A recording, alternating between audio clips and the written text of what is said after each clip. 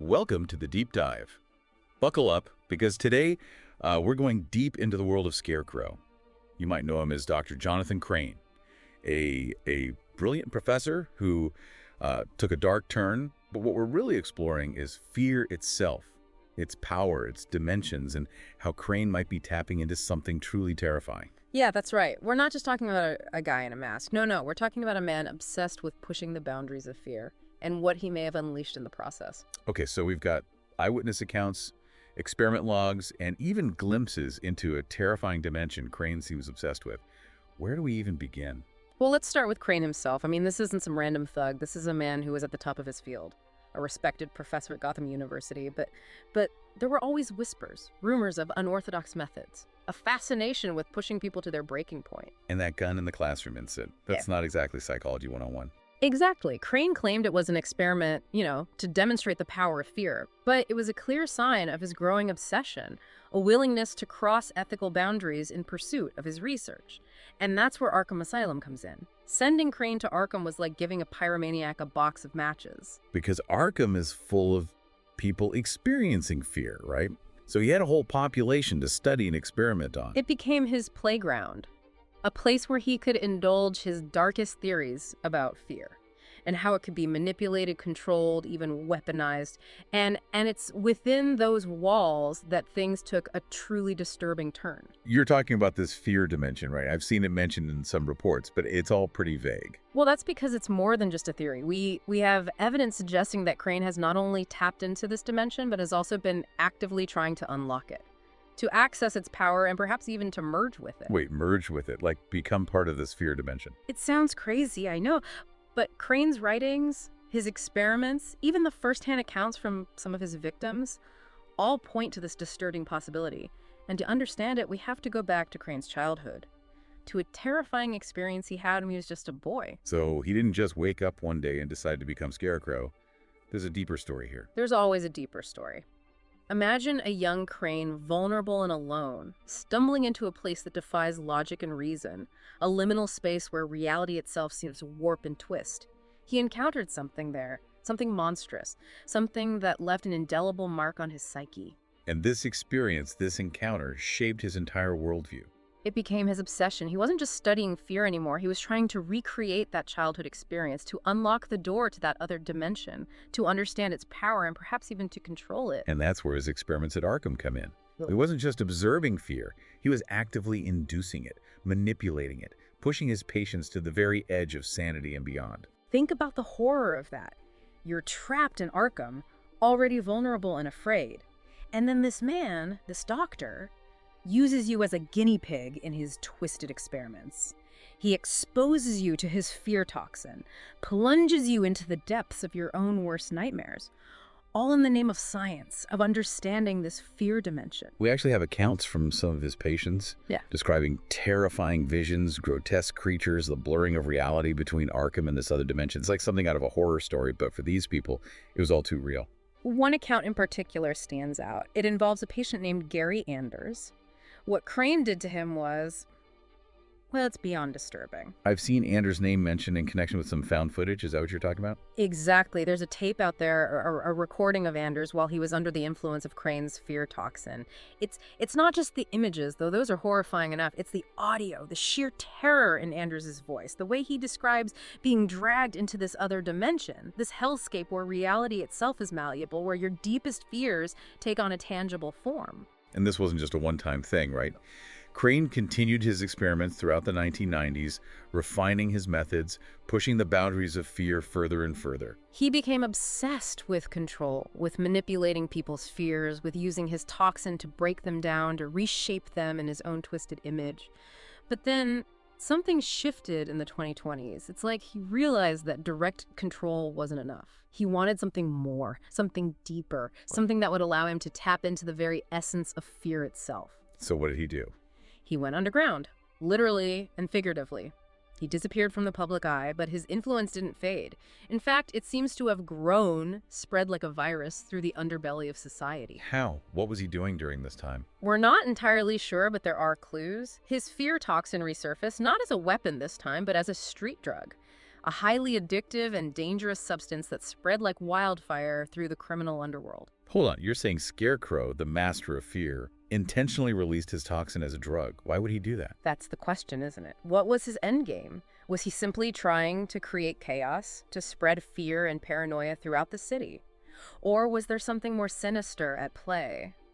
We have to remember, Crane is a brilliant mind, a master manipulator, and his actions are rarely random. So what are you suggesting? That there's a connection between this fear drug and the fear dimension? It's a chilling possibility. What if this drug wasn't just about getting high? What if it was a way for Crane to test his theories on a larger scale, to see how fear could warp reality, to potentially open a gateway to this other dimension, not just for himself, but for others? That's terrifying. And you said he went underground. Where did he go? What was he doing during this time? That's the mystery.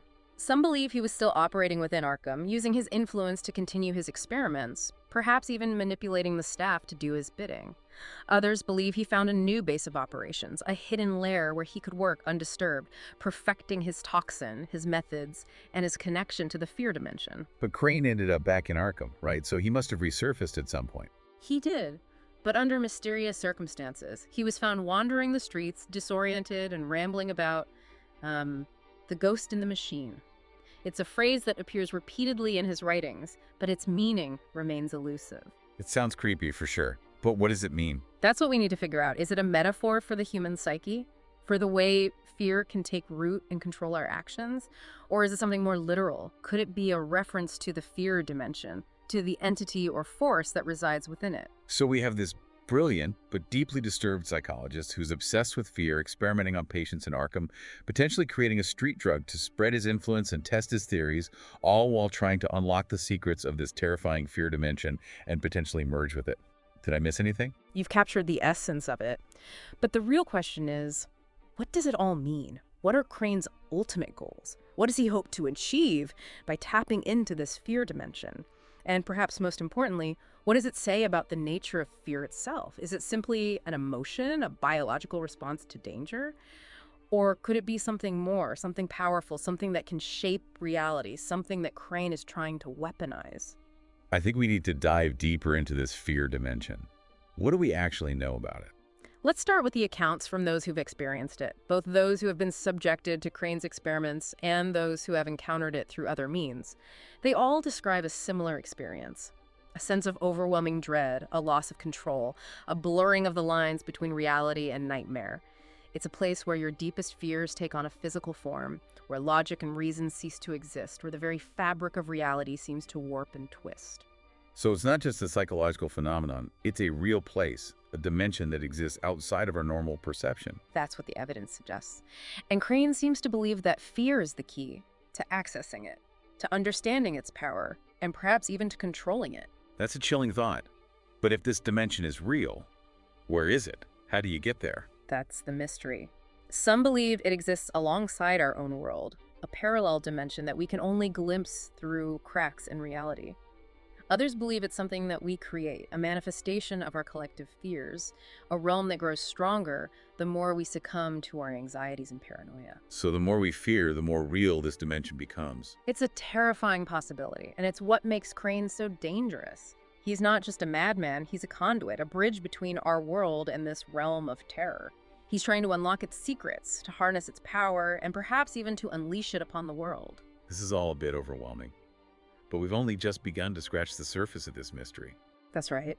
And we still need to delve into Crane's writings, his theories about the ghost in the machine, and the connection between the fear dimension and that creepypasta about the back rooms that's been circulating online. Oh yeah, the endless yellow hallways and the feeling of being constantly watched, Yeah. That's definitely creepy.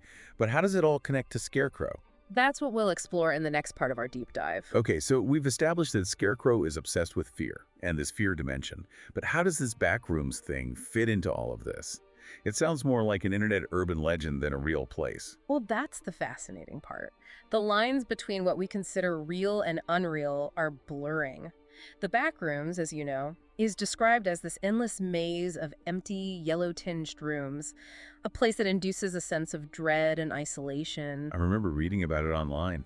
People claiming to have accidentally no-clipped into this alternate reality. Right. Exactly. And while it started as an online phenomenon, the descriptions of the back rooms bear striking similarities to accounts from people who claim to have encountered Crane's fear dimension.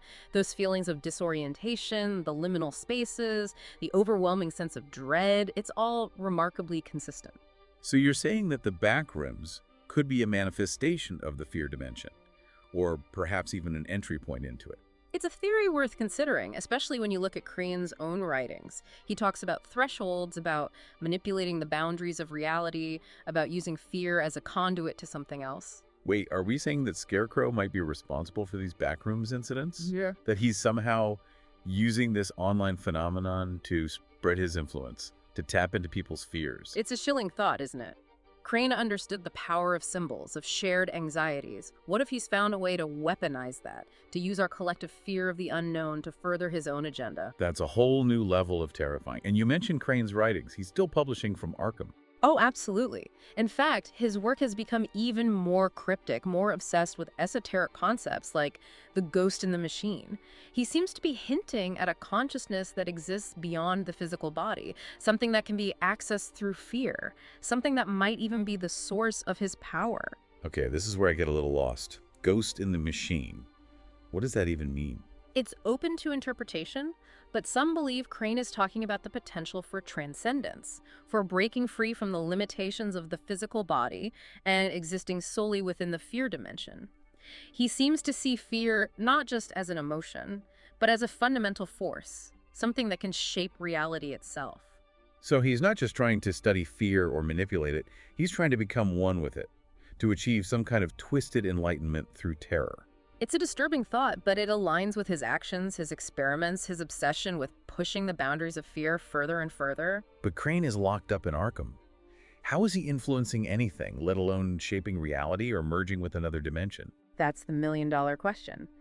We know that his fear toxin is out there, circulating as a dangerous street drug. We know his writings are being studied, analyzed, perhaps even misinterpreted by those seeking to unlock their own dark potential. So even from within a prison cell, Crane's influence continues to spread. His ideas taking root in the minds of others. It's like a virus, a contagion of fear that can't be contained. And remember those disappearances we mentioned earlier, the people who vanished after experimenting with Crane's fear toxin? What if they weren't just overdosing? What if they were being drawn into the fear dimension, becoming part of something far more sinister than anyone could have imagined? It's like a nightmare scenario, a world where our fears are not only real, but also have the power to consume us, to reshape reality in their image. And Crane is the architect of that nightmare, the puppet master pulling the strings, orchestrating a symphony of terror from the confines of his cell. He's playing a long game, a game with stakes far higher than anyone realizes. Okay, so we've got Crane, we've got the fear dimension, we've got the backrooms, and we've got this ghost in the machine concept. Where do we go from here? How do we even begin to understand, let alone counter this kind of threat? The first step is understanding Crane's motivations. What drives him? What does he hope to achieve? I'm assuming it's not just about world domination or personal gain. This seems much deeper, much more existential. You're right. Crane's obsession with fear goes beyond simple sadism or a desire for power. He seems to see fear as a fundamental truth, a primal force that shapes our perceptions and governs our actions. He wants to understand it, to master it, perhaps even to become it. So how do we fight something like that? How do you defeat an enemy who's not driven by greed or ambition, but by a twisted ideology, a belief that fear is the ultimate reality? That's a question for another time. But first, we need to delve deeper into Crane's past. There are gaps in his story, missing pieces that might hold the key to understanding his motivations, his methods, and his ultimate goals. You're talking about the period between his early childhood trauma and his time at Arkham. Exactly. We know that Crane experienced something profoundly disturbing as a child, something that shaped his worldview and ignited his obsession with fear. But what happened in the years that followed? What led him from a frightened child to a brilliant but deeply troubled psychologist?